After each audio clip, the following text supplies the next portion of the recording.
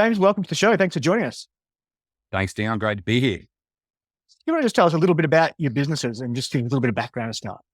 Yes, so you'll see two names next to mine, and it's PC Locks and LocknCharge. PC Locks is originally a name formed by my father and his business partner at the time, and it was PC was Paul and Craig, PC Locks. It originated actually, my dad was a school teacher, and he could see a problem where a lot of computers were getting stolen from his school and even his own classroom. And it was such a headache to see that, class would come to a halt, that you get to school the next morning, you've got smashed windows, your computers aren't there, you can't really teach the lessons you want to do. And so the cost to the school of doing a police report, ordering new computers, getting cleaners in, getting a replacement window, he could just see how disruptive that was for him as a teacher and also for the school and the cost that it was. And so I grew up with an inventive dad. He was always inventing something, special clotheslines and radical things to make life easier around the home. And he was always one of those thinkers. And so he actually designed a computer lock to lock these computers from being stolen. And he showed the school principal, and the principal asked him to lock down all the computers in the school.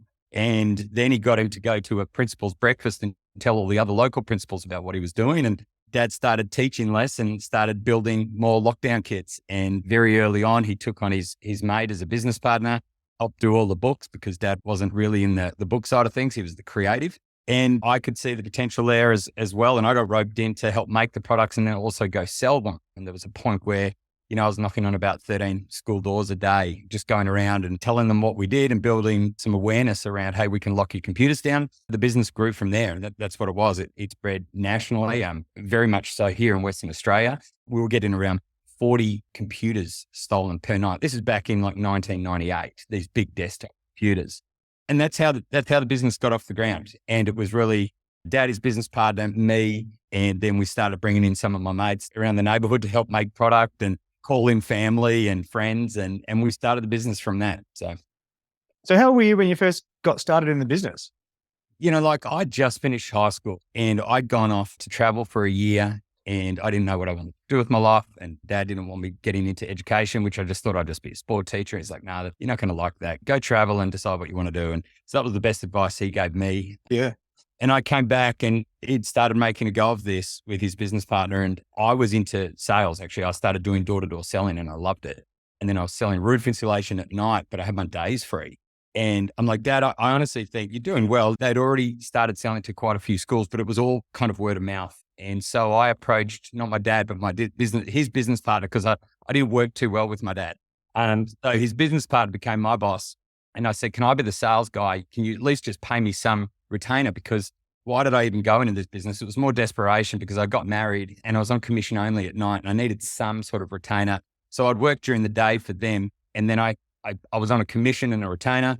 And then I would work for them during the day selling. And then at nighttime, I'd go and sell roof insulation and try and make a living. So yeah, that's how I got involved and the evolution of the business grew from there.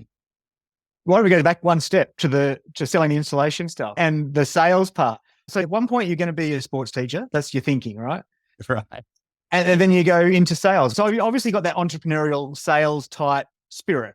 What was it that made you do that? Look, I'm a talker and I really do enjoy talking. I love conversation. I love people. I'm energized by other people. I'm a true extrovert. When I was traveling, I was working in hospitality up in Port Douglas in North Queensland, and I just loved working on the bar. I would wash dishes during the day and then I'd go to another job and work at a pub at night. And I loved the social interaction.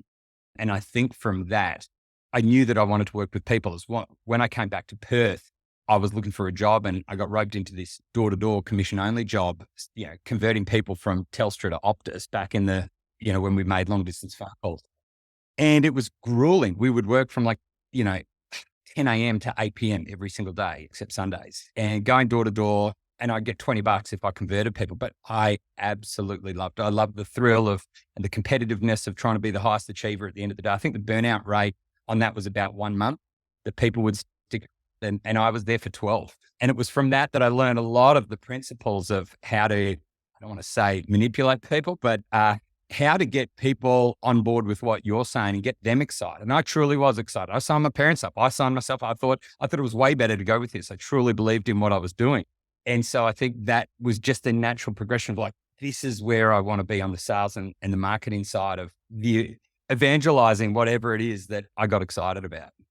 There's something in that though, that's a great apprenticeship And it's easy for people to knock that sort of stuff or not do it. Most people don't like it. Most people don't like the rejection and that sort of stuff. But then there's a small section of people that really, like you say, are energized by it, realize that for every no, you're closer to a yes. And that, yeah, if you get, 50 or 49 people say no, you're going to get that the 50th one's going to say yes, and away you go. It's just a numbers game. You just keep on going, right? You don't worry about the no. That's an invaluable thing for a young person to learn. That's really underestimated how important those skills are in terms of building a successful big business.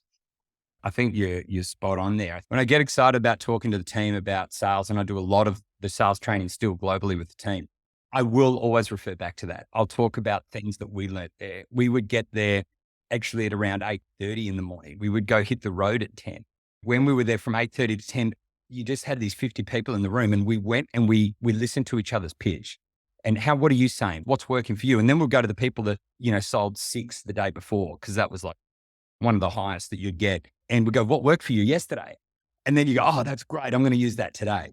And these are things that we started implementing in weekly sales meetings. Is like, everyone's got to say, well, what worked for you this week? Like learning from that as well. And so I think it was an apprenticeship. This is exactly what it was. And there's this stuff that just was so ingrained that doesn't leave you. You're right. And it is hard today, I think, with the younger generation. It sounds ridiculous that I'm saying that as a 43-year-old now, but I think when they come in and you got these kids that are, they're expecting decent incomes with, time to still be sitting on their phone most of the day or whatever it might be, that some of this hard work, and I don't want to sound like, our parents did to us back in our day, but there is something missing there. And I think it's really important that apprenticeship model, it's great food for thought. What does it mean for us to bring that back today to some degree as well with the teams, and getting people a realistic view of what it means to learn the fundamentals before on to some of the high value selling. No, it's 100%. And I think there is an element of that young people don't necessarily get. And I might just accidentally go off on a tangent like our parents might have once done, because I'm kind of in that phase. But there's an element of resilience that gets learned along the way by having the rejection going, doing those hard yards that you don't want to do. And if you do it with a curious mind, you learn resilience and you gain confidence as you go along. And it actually just steels you for real life. And I think an element of that in the younger generation today is probably missing, because they're not as well equipped, I don't think, to deal with some of that rejection and they're not necessarily quite as resilient. I think if they're put in a situation where they have to be, they'll learn it and they'll deal with it. But I think too often in today's society, and I don't want to get too deep and philosophical here, but too often in today's society, a lot of young people are probably robbed of the chance to be resilient because things come too easy, or if it's not easy, they move on to the next thing and so on and so forth. So they don't learn that, dig deep. One of the best things I think some of my kids have done is work in hospitality, customer service, work on the front line. They come home with stories and that sort of stuff, and they tell you about the different things that happen in their day. And sometimes they're horrified, sometimes they're excited, but it's the best learning for life that you'll get just being on the front line, whether that's at a supermarket or in a restaurant or whatever it might be, And as having done that yourself, you fully appreciate that, I'm sure. Well, I went from my next job from that was to Cooler Codes and selling the roof insulation. And they had a marketing team that went and got leads and gave them to you. I mean, that was the dream. Right. I could not believe I had landed a job where the leads were given to me and they were already warm leads. And so the level of appreciation of that was so high because of me having to be the one that had to go and find people that were even remotely interested in the first place. So I think you've really hit the nail on the head that when you come into a job where, leads are sort of given to you, don't understand or even appreciate. Yeah. What does it mean to be the one prospecting and going and doing that? And so I think for me, I've always loved having warm leads. I'm like, this is it. The deal's as good as done. Yeah, versus having to go out and hunt from scratch type of thing and that sort of thing. I was going to say before that kids today are a little bit soft in that regard, but I know Marcel's listening here in the background. He's 21, and the producer, he'll probably edit me out and censor me. So I've got to be careful what I say. Yeah, that's right.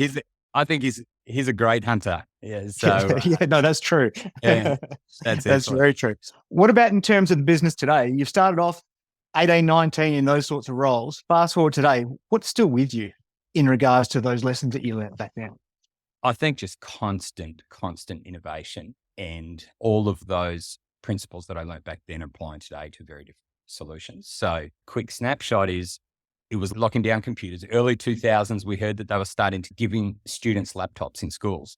So Dad built and invented a laptop charging trolley, a laptop charging cart, and all of the school devices would go into those to secure and store and charge. Because if computers were getting stolen, how much more with laptops, right? And so it was having to start from scratch to build the awareness again. I would then go to door to schools or even resellers that were selling the laptops. And they're like, yeah, we can't really see this taking off. And then a year later, them calling saying, we're selling all these laptops and we've got no way to secure, store and charge them. Can we get your product? And so it was that re-educating and getting the market educated for what is next. And then we built a phenomenal business around that.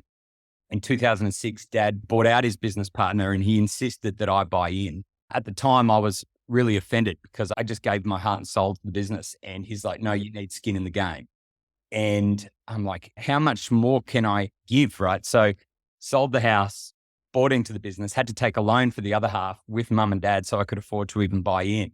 Dad was 100% right. I love that. That's the best thing I've heard all day. Like that. That's Oh, awesome. man. It's hard as hell. It's hard, but that's awesome. You know, when you've got skin in the game, it changes everything. Your perspective changes on everything that you do. And so then I took over in 2006 and then we had some huge growth in Australia. Kevin 07 campaign was to give every high school student the laptop. And so what we had been recognized as a company that was already developing solutions for this. And so the government wanted us to develop a solution that was a little bit cheaper than what we were doing. So we built a more economical solution. We sold a ton of those over the next 3 years, and the rest of the world was watching how Australia would do the largest one-to-one laptop program in schools globally. And then we started getting interest from overseas. And so that's where we decided the next export market for us, well, the first export market, real one, would actually be the United States. And when we went to the US, there was already a company called PC Locks. And so we came up with the name LocknCharge. And so that's our export name. So everything that we sell now throughout the world is outside of Australia and New Zealand is all LocknCharge. And it's sort of the confusion around the two names. So yeah, getting back to your question, it grew. In 2012, I moved to the US. I was going there every 7 weeks for 2 years, and it was just too much on the family. So I lifted the family up and we went there and we got the company started. We already had a distributor there, but we really wanted to set up our own office. And then that grew. And then in 2014, I'd finally found someone to take over so I could move back. And, while I was there, we set up a European office, a UK office as well. And so at that time it became global. And that's when a lot of the real hard work and stress started, working on all different time zones around the world. And then that got us to around 3-4 years ago where we really got into the connected space and we started connecting our hardware to the internet and having a smart locker.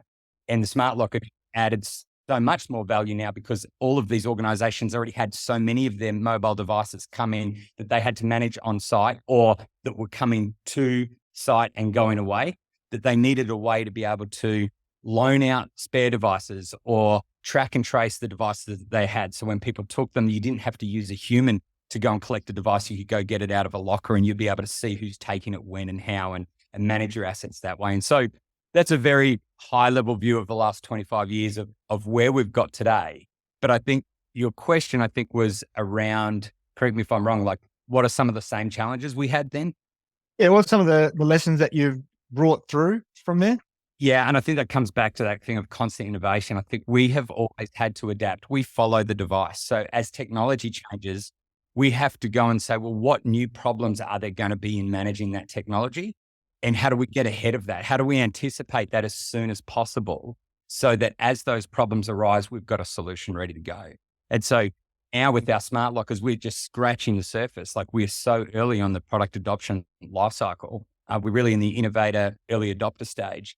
And it's about going back and recommunicating to people. Here are all the new problems you have now or will have.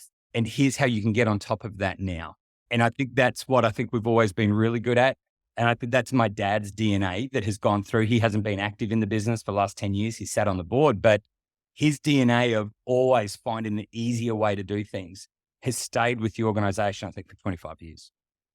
So when you've gone from that sort of locking down hardware, does it cross over into software / cybersecurity type stuff at some point in the future, or has it already, or is that just, it's totally different? Yeah, it's interesting. Great question. I think for us, our software component, so to answer your question, the cybersecurity arena is completely separate to what we do. That is the ability to truly lock down a device, right? To make sure that no data is stolen from that device. But believe it or not, 46% of data theft is due to lost or stolen devices. So many devices that get into the wrong hands, they can be hacked because the cybersecurity, the software security component isn't as strong as what people anticipate. That's not our gig. We trust that to be done by other people a lot smarter than us. What we want to do is make sure that the organizations know where the assets are.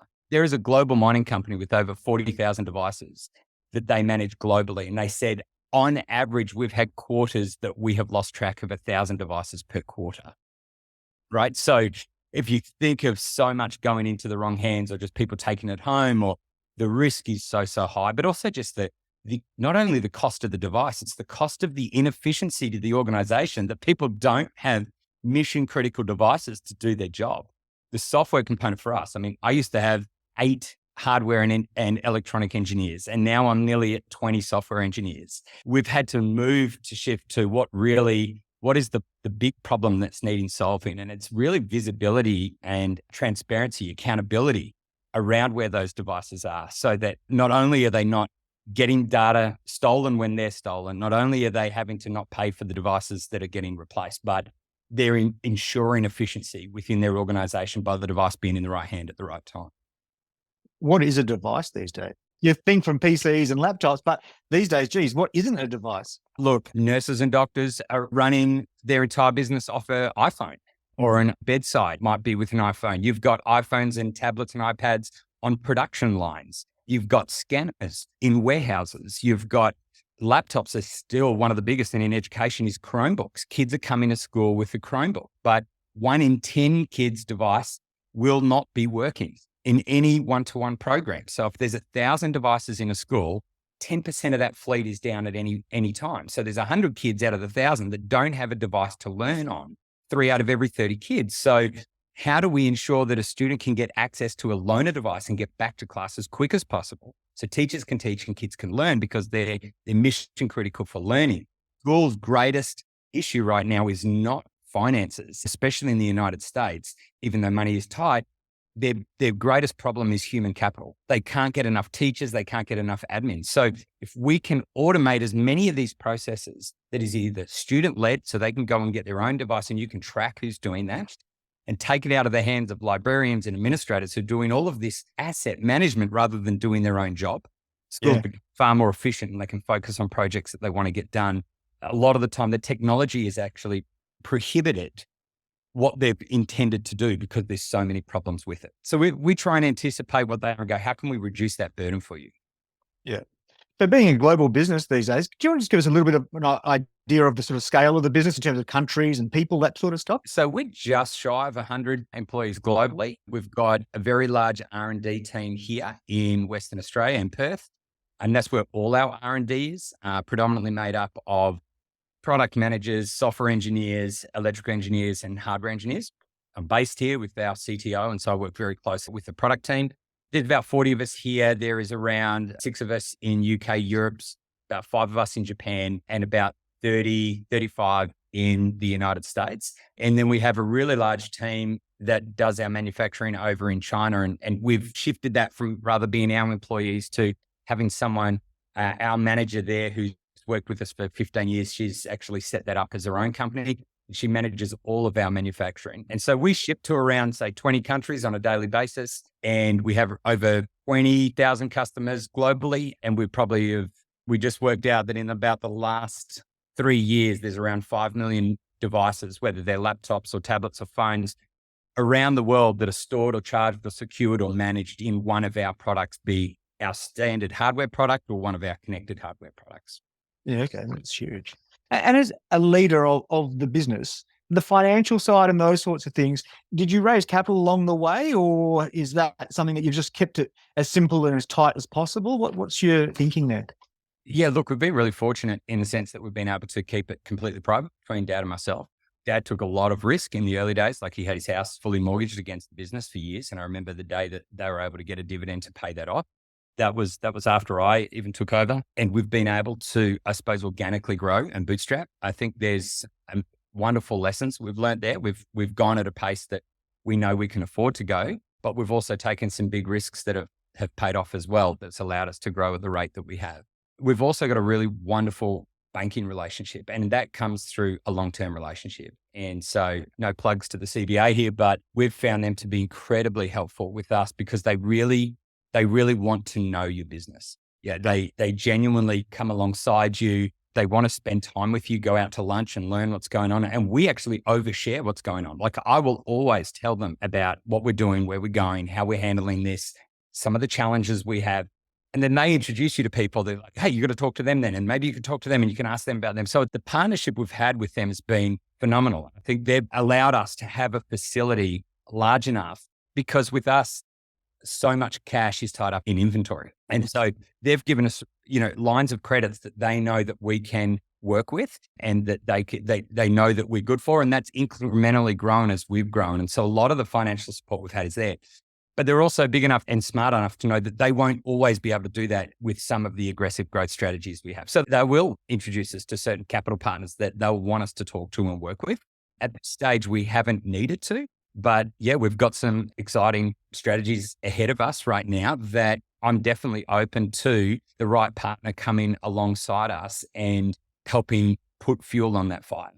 But it's who comes with the money. I think that's going to be really important is who can I leverage and what networks as well as the money so that together we're going to do a whole lot more together. So yeah, interesting times ahead, but for the first 25 years, yeah, we've stayed completely private. Yeah, that's really interesting. I love those sort of stories. And then to go to that next phase of growth, you've got that foundation, which is a very long foundation of 25 years where you've built that up. So many companies these days want to raise money as quickly as they can, get to the next milestone, raise money, which sometimes works out great, sometimes doesn't. And it makes sense to do that sometimes. But most people, if they can achieve what they want to achieve without having to bring people in more equity for yourself and your family at the end of the day, than having to bring in other people, because that's another element of risk. As soon as you bring in equity, whether it's venture capital, private equity, it's another change the whole dynamic, right? Yeah. And I think that complexity, I've been really fortunate to not have that, but I also want to not be naive enough to think that I know it all. And that's why I actually hope that if we do go along this path, that I bring people in that know a whole lot more than myself and know a whole lot more people than I know and that are just as motivated at growing this as I am. And then I'm happy for that accountability. Like when I took over running the company in 2006, 2007, I wanted a board set up straight away. And at the time it was more so someone to adjudicate the arguments between myself and my dad. But here I was thinking that he was the problem. And once I hit 40, I realized maybe I was. But it was great having that board because it was people that didn't have to be there. We were a small private company, didn't need a board, but it was people that could go, hey, here's what we think. Here's why we think that's not wise, or here's probably a better strategy. And it's using people like that around us the whole time. And that's what excites me about if we do take that next step is like having some really smart people around us that can actually stretch me and hold me accountable so that I'm not just going off my own vision on what I want and not being, not having some stability to that. But how are we when you put that board in place, and how many people were on the board? So I was 26 and I brought in two people who were already consultants with us. One was helping us with product development and one was helping us with our financial planning, and both really smart guys, Peter and David. And then also my mum joined the board. And that was fantastic because there was a perspective that she could bring, and she wasn't a business person. But honestly, it was a competitive advantage for us because she was able to see things that we could not see and raise things gently with us because, we tend to dominate the conversation sometimes. And also knows the personality, right? Well, she knew me and Dad pretty damn well, right? So that was really helpful. And so they were really good years. Then she stepped back off the board. Once I came back from the US, there was another couple gentlemen joined the board. The two that were there stepped down and they were both based in the US. So they really helped us with our growth as we were trying to grow in the US, have just also been huge mentors. All of them have been huge mentors of mine and people that I rest on and depend on, I think, for a lot of stuff as well. So I think that's what I really value out of the board is people that they bring a skill set that I don't have. They bring a level of maturity that can help curb my enthusiasm sometimes and help me see things from a different perspective. That's really interesting. Yeah, you mentioned that you thought it was your dad was the problem, but then maybe it was you. What would you describe as your biggest weakness in business and as a leader, and how have you overcome that? And does that relate to those same sort of topics? 100% relates. I would say that my biggest work area over the last 20 years is not being a good listener and not being curious. Having coaching actually over the last 12 years has helped me identify just how dominant I can be and how much of a hindrance that is to our growth. So, there's a great saying that a meeting will always go according to the direction of the loudest and most dominant person or the last person to speak. And I think that has been, if things are going a way that I don't really want them to be going, I will kind of, use my dominance and my loud voice or whatever it might be and sort of just go, no, we're not doing that. And I think that's one of the biggest prohibitors of our growth and my own personal growth. And so working on that has been, I just want to just stop and listen and hear what people are saying. And every single time I do, I realize that they've got something really valuable to say. And it's hard with my personality. And so I've really got to pull that back a bit. I think that's been one of the biggest things for me over the last 20 years. And I think curiosity as well is that we enter every single conversation usually with what's called an already listening. And I really love that term because we already think we know what someone's going to say. So let's just say that you're on my team and you've already mentioned to me you're frustrated that we haven't launched a certain product yet. And now we go to an executive team meeting, there's 6 of us sitting around the table, and you start talking about this product that we haven't launched. My already listening is, Dion's just going to whinge about the fact that we have not got this out again. I've already addressed this. I'm going to shut it down. Rather than going, actually, James, just shut up and listen and be curious. And then Dion actually says, yeah, look, around that product we haven't launched, I think it's best that we don't launch it. I think we do stall that right now and go. And I'm like, holy crap, I've got to shut up some more. I've got to really hear that sometimes people have got their intentions are selfish. And it's like, hang on, here's Dion. He works his ass off. He truly wants the best for this company because if he did, why would he even care about this subject? He wouldn't be bringing it up if he didn't truly care about it. And I'm like, I've got all these people around me that want the best. Why don't you just stop and listen to that? And so your question was, how do you overcome that? I think just through a lot of reflection and self-discipline, I think through time, and I'm a slow learner on some of that, but also too, some really tangible techniques we've used. One just came to mind is that we started implementing that if we've got to talk about something that's really important, everybody gets the microphone for 2 to 5 minutes, whatever they need. We're not allowed to argue with it. We're not allowed to disagree. Just say what you think around it. We can ask questions for clarity. Then we go to the next person and the next person, the next person, the next person. And so often what I found is I try and go last. By the time it gets to me, I've got nothing to say. It's been said, right? Like these guys, and it's been said better. In fact, my idea, I've changed my mind. I now agree with you because I'm like, I hadn't thought of it. But if I run the meeting where I dominate it, that's where things go south. I think that's probably been the biggest thing for me. That's really interesting because it's easy to do, right? Just from simply being enthusiastic about what you do and being passionate about it. But sometimes people will take their lead from you and then be wary of disagreeing because not everyone's necessarily comfortable if it's confrontational or whatever it might be. Not everyone's like that, but that can happen, right? And sometimes the best thinkers are very quiet and introverted, and they may not look like they got much to say, but they've actually got plenty of really great insights. And I think there's a real skill, and I'm guilty of this as well. There's a real skill in fostering an environment where people who are more introverted are comfortable saying what they think. So then you get the benefit of that. But it's not necessarily as easy as what it kind of sounds. You know what I mean? Like it's fascinating working out how to harness all of the people's views and give them. But I love that idea of everyone having a microphone and talking because then everyone gets to say their piece without fear or favor. And going last, I think is very smart because if you go first, you're going to get some people just tailor things a little bit because that's just human nature, right? But you get the best of everyone's insights. One of the biggest learnings for me too, and I learned this more from my wife, who's a more quieter introvert, is that I sometimes interpret if they're quiet in a meeting, they don't have anything to say. But you know what? They're just trying to compete with us loud people and they can't get a word in. either way. So it's stopping and allowing that. But the second thing is also giving people time, because there's a lot of internal processes. I'm an external processor. Through coaching, I learned a wonderful technique called a conversation about the conversation. I will say to someone, hey, I want to talk to you about this.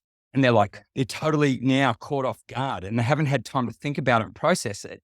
And I walk into the room and I just want to have that conversation. But then I started going, hey, look, I want to talk to you about this. Do you want to cover that now? Or do you how about, do you want to get back together in 24 hours, have a think about it and let me know your thoughts? And some of the best feedback I've had by internal processes is that was the most helpful thing you ever did for me. And by the time they've had time to think, usually what they say is far more thoughtful because they've actually sat with it. So even at some meetings, being able to pause, go, are we happy with making a decision now? Or would people like more time to think about this? And I don't do it well. I screw it up 9 out of 10 times. But when I do it, it's amazing. It's really empowering for the group and it's empowering for me because most of the time they have insight that I could never have. Yeah. That's fascinating. When you talk about a weakness being curiosity, I assume you're referring to curiosity of what other people have got to say about a topic as opposed to curiosity about innovation and business, because it strikes me that you're particularly curious about innovation and business. Is that right? Yeah, it's definitely curiosity. It's what, if someone's getting quite upset about something and they're quite argumentative about it, it's like stopping and being curious to say, what's going on for them that they're so upset? And maybe it's because you keep talking over them, or maybe it's because, they're not getting their point across. Do they need some time to think about it? Or they're being argumentative. I see it as combative, but it's probably because they're not given time to process or to think or whatever it might be. So it's stopping to go, what's bringing this about? Someone keeps asking me a question over and over, and I've given them the answer. And I'm like, I thought I'd given you this answer. I hadn't. I've just shut them down. And so it's being curious enough to say, hey, I've noticed you've kept asking me this. What is it that you would like from me? Or what is it you would need to know to see that this is no longer a sticking point for you? And that changes the entire perspective. It's I don't think I've been heard on this. And it's great, can we have a chat about that? Or whatever it might be. And I think that's the curiosity part. I think, there's a great scene in Ted Lasso, the famous scene in season 1 where he's playing darts with Rupert. They go against each other for a competition, a darts competition. And Rupert gets sharked by Ted Lasso and he wins. But Ted Lasso's given this monologue on mate, you just assumed I didn't know how to play darts. Yeah, but didn't know I grew up in the... Yeah, you didn't know my story. I played at the pub every afternoon with my dad until he passed away every Sunday afternoon. And it's it's this great moment. But that's what I think I mean by curiosity. Yeah, no, that makes sense. How old were you when you sort of realized that was a weakness that you had to address? Because presumably it's easy to go through a certain period of time not realizing it's even a weakness, right? Oh, a very long time. Doug mentioned this as well. I remember when he was on your show, Doug Fitch, he's a great friend and mentor of mine. And we both have actually used the same organization, Oasis People and Culture, to do a lot of coaching within our organizations. And it was through those coaching sessions. Coach doesn't tell you what to do. They ask you questions and ask you to kind of come to some realization yourself. You know the answers, right? Profound. We know the answers. They help us find them, right? And we've used them throughout our entire executive team and it's been quite transformative for everybody, during those years. And it's, I'm a slow learner. So I think it takes a while for the penny to drop. And then you start seeing it a little bit, and then you see it more and more and more. And then you go, all right, what do I want to do about this? Do I want to be someone that's always like this? Or do I want to grow? Do I want to change? And it's just doing the hard work and asking for permission every time you screw it. Asking for forgiveness every time you screw it. Yeah, I get it. What's the best decision you've made in business along the way? Or an example of some of the best decisions you've made? The best decision I think I've made within this company has been to move to the US. We had already proven ourselves in Australia. This was 14, 15 years after the company had started. And I'd started going there for 2 years. As I said, I was going every 7 weeks. And we found a wonderful distributor in the US. They were really engaged with us. And I would fly there and then I would work with their sales team and train their sales team about evangelizing our product to all of their resellers and to the schools. But one thing I realized is that we would never be the company I wanted us to become by just trusting a distributor to grow it for us. I mean, they represented hundreds of brands. I needed a team that represented one brand. And so I convinced my wife to go for a year to the US, and our daughter started first grade there, and we only had one child at the time. And while we were there, it was just getting in the trenches. I made my first hire, then second hire, then third hire. And we were a small team that went out and we went and met with schools. We went to conferences. I would go and train the sales reps at all the resellers and really just, roll our sleeves up. And that was the best thing for us, was to be there physically, have that constant presence and establish an American brand, as opposed to we're an export brand that is just distributed by someone that people knew. And that's the way we got brand awareness. And there's no way it would have happened without that. So I think that's probably my greatest achievement, or at least success, or I don't know, the thing I'm most proud of was taking that risk to go and do that. And it paid off. Look, it could have gone the other way, and most of the time it does. But I think the reason that we did succeed was that we had already had proven success in our own backyard before going and doing that. And I'm so grateful that we did it. And it was an amazing 2 years. I had my second daughter when we were there, and it was just a wonderful experience. It was just full of amazing memories. I think those sorts of things are easy to shy away from and not do for the security blanket type reasons.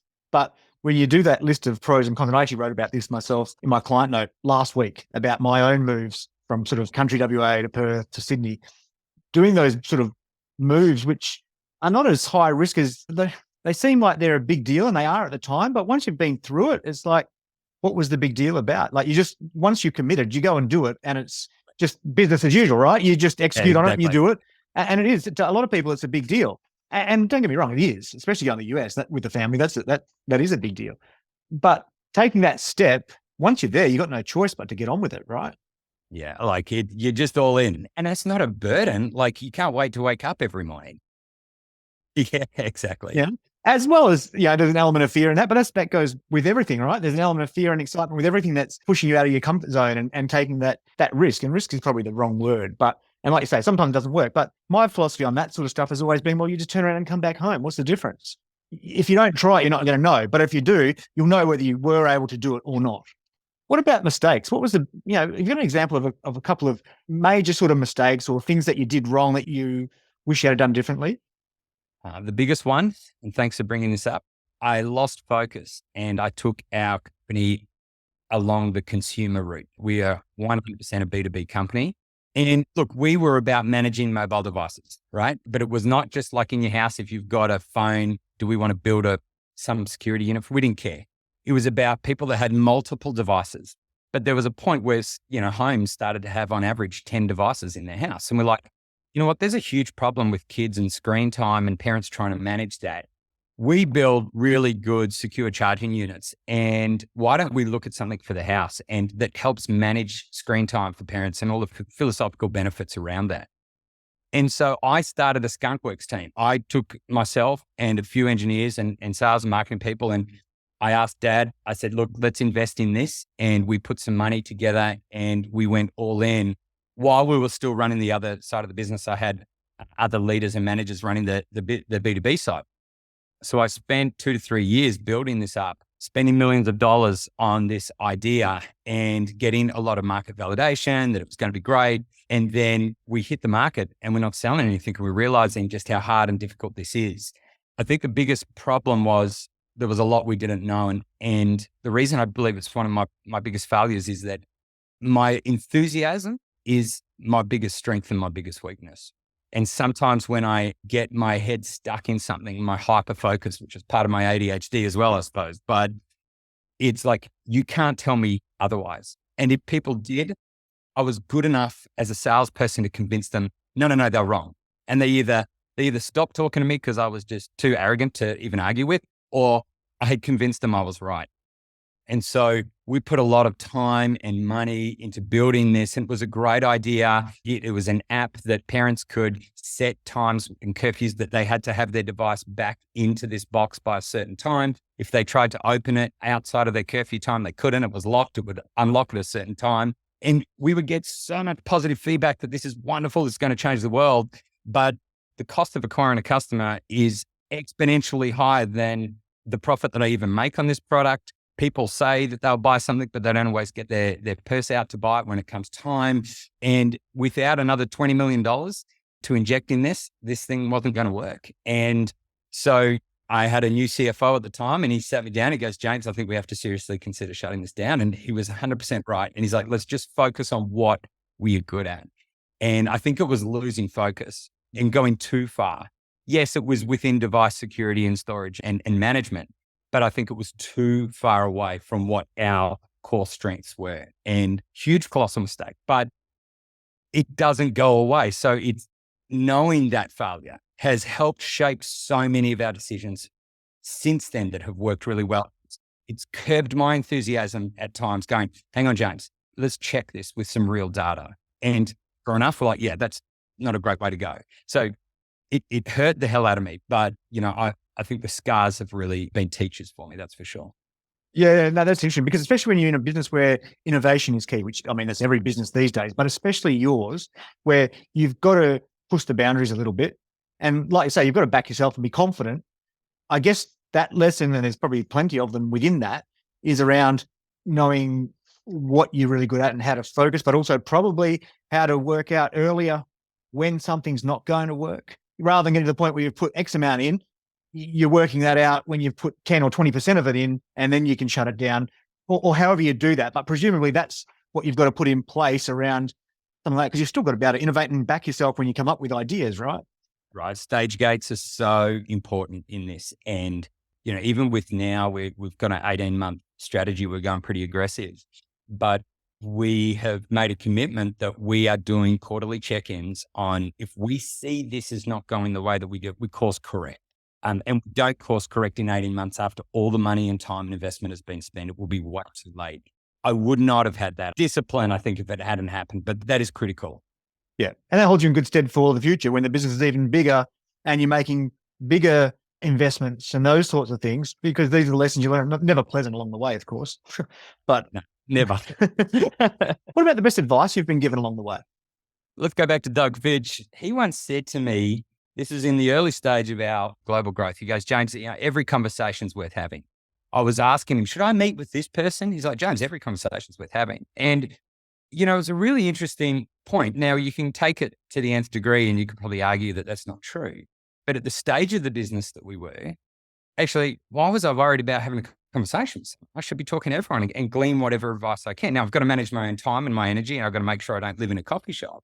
But it's being selective around, there is so many people out there with so many war wounds and stories and connections and whatever it may be. So you just don't know what you're going to get from those conversations. So have them, be disciplined with your time. And now I do think there is a point where everyone wants a piece of your time, and it's usually because they're trying to sell you something, right? So that's where I think this falls apart. But if thinking selfishly is about your own personal growth or your business growth, who are the people that you want to have these conversations with, and have them? And I have gleaned so much, and I have so many people working with me and for me as a result of chance conversations. Yeah, that's a fascinating angle in so many regards. It even makes me think about something as obscure as my young bloke's doing an engineering degree, and he's got to get an internship, and he's talking about they have to get it themselves. And he's like, well, what do I do? Who do I talk to? I said, mate, everyone. Like, he's like, I don't really know any engineers that much. I've talked to this person, that person. Like, no. You talk to every person you know and ask them, do you know someone who runs an engineering or a construction firm or whatever? Don't just go to the people that have, ask them who they know. And then if they don't know someone, ask them if they know someone who might know someone, and get an introduction. And until you've talked to 100 people, don't even tell me about it. Don't come back to me until you've talked to 100 people or more. And like, he sort of went, oh, right. Yeah, okay, I get it. But that sort of idea, every conversation can lead to something else. If you're open-minded about things, right? There's always something to learn. There's always something to extend from that. That's why I do the podcast. I just find it fascinating having these conversations and hearing the stories of businesses really successful, and everyone's got a story. There's so much to learn out there, and it's easy to get sort of head down doing what you do day to day, but there's nuggets of gold out there that definitely worth having the conversations around. What about business people that inspire you the most, here or overseas, or famous, not famous? Yeah, I think I'll go Yvon Chouinard from Patagonia. I think as a famous person, he's probably the guy that I look up to the most. I really admire what he has lived for ecologically and growing his business and his brand, and also what he's done by donating his company to the earth is just phenomenal in the way that he's done. So As a famous person, I definitely look up to him and I buy Patagonia clothes as a result. But if we look probably the less famous, there are three people that I work with, or at least two now, and one that I used to work with. And they all actually happen to be women. And I love their stories because they truly, truly inspire me. And so there's my general manager, her name is Angie Sharman, and she stopped work 25 years ago to have children. And she had three beautiful daughters. And for 10 years, she raised them at home while her husband was out working. And she's like, well, she knew finance, but trying to get back in around 2007, back into the workforce by someone that has not been there for 10 years was incredibly difficult. She was having a really hard time. She came to drop her resume off one day at our office just as a walk-in and didn't realize that we were hiring for an accounts person at the time. And so the accounts manager, finance manager just interviewed her then and there and gave her the job. I think she was even happy to just do work experience. Anyway, so Angie fitted the culture really well, contributed to the culture amazingly, a wonderful person. And she just was extremely smart, worked incredibly hard. And when the finance manager left, she got promoted to finance manager for our Australian business. We were just within Australia at the time. And then when we went overseas, there was huge complexities around finances and tax and structures. And she worked with our finance teams and accountants to get that all set up. I set up the company in the US and in Europe, and she single-handedly managed all of that. And then so she grew and was then promoted to the global finance director. I reported to the CFO. And then when Pat Noonan, who was a guy that had run our business, when I left to America, he took over running Australia. And he retired at the beginning of September last year. And, Angie put her hand up for that. And I was like, oh my goodness, is she ready to do this? And she was. And not only was she ready, she just excelled from where Pat left off. It's just been really inspirational and a great story to see her now be general manager of an extremely big business unit here in Australia, from watching that journey. And she works twice as hard as me. Like, she's just amazing and she inspires me. So I think Angie's the first one. And believe it or not, I have two very similar stories in the US. Our global head of marketing, Jen, single mom, 4 daughters, extremely smart in marketing. The way she has applied herself into this role and grown from a marketing manager right up to global VP has been so inspirational. Both of these people are people that will be very, very blunt with me about things I'm not doing well. And they've got permission to do that. They've earned my trust in that area, but they're also people that are really good sounding boards for me. And then finally, a girl called Stephanie, and she doesn't work with the company anymore, but she took over running the US business unit during COVID at a pretty scary time for us. She had no experience as a president, and she had very little experience running a sales team. She was just marketing. But I've never seen someone step up to the level that she has stepped up. And again, managing a family of young kids at the same time, just growing these business units and applying every bit of themselves. Honestly, my strategic advantage is these people on my team, along with everybody else. Like, they are just workhorses, and I love their character and their integrity and their willingness. I think what matches all of them is that they're all so willing to grow personally as well as professionally. I suppose for me, they're probably the more inspiring people that I look up to. Oh, I love that story. I mean, how do you find people like that? Or is that just a matter of luck? Is there some sort of pattern or something that you can see that this person is going to be like that? Or is it just luck? No, I don't think you do know. And I don't think it's luck. I think it's creating a culture for people to be able to grow. And I'm not saying I've done this single-handedly. I definitely haven't. But I think the way that I have worked with my team, I'm very aware of what I'm terrible at. And so I actually hand over responsibility of a lot of things that aren't my strengths. And I think that's helped me with my own success, is recognizing what I'm really not is my strong point, or something I'm probably, I feel like I'm not too lazy, but I haven't got the energy or the focus to be able to do. And so I lean a lot on people. And I think that may be empowering, that they go, wow, they really trust me to get this done. I don't want to let you down. And if you do, that's okay. Let's just work on how we can try and avoid that in the future. And so I think the culture of what we have created within the organization helps nurture these sort of success stories. And I think there is no way that they would have had that success through a dominant leadership team that was either misogynistic or power hungry or whatever it was. And sadly, we just see that in so many other organizations. And so we don't see people shine when they should. Yeah, no, I think that's very true. And you've created something that's actually very special that lets people reach their potential in that way that many other organizations don't have. What about business books and those sorts of things? You read much? Are you into that sort of stuff? I do. I actually read a lot. I didn't read until I was about 30, and my wife thought it was hilarious because one day we were away down south on our wedding anniversary and we were walking along the shop. So I walked into a bookstore. She literally got out a phone and took a photo and sent it to everyone on how funny this was. But since that day, I've read a lot.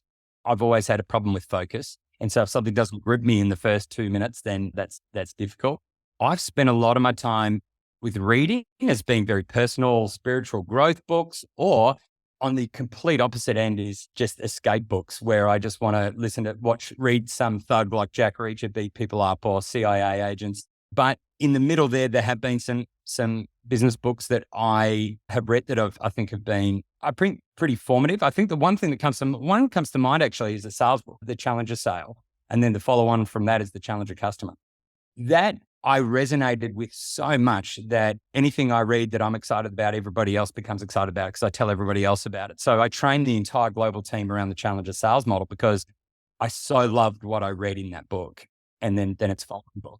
There was so much in that for us that helped form the way that we sell. And that is that we really, truly are trusted advisors around when we speak to our customers, they are looking for trusted advisors to help them with the pain that they have.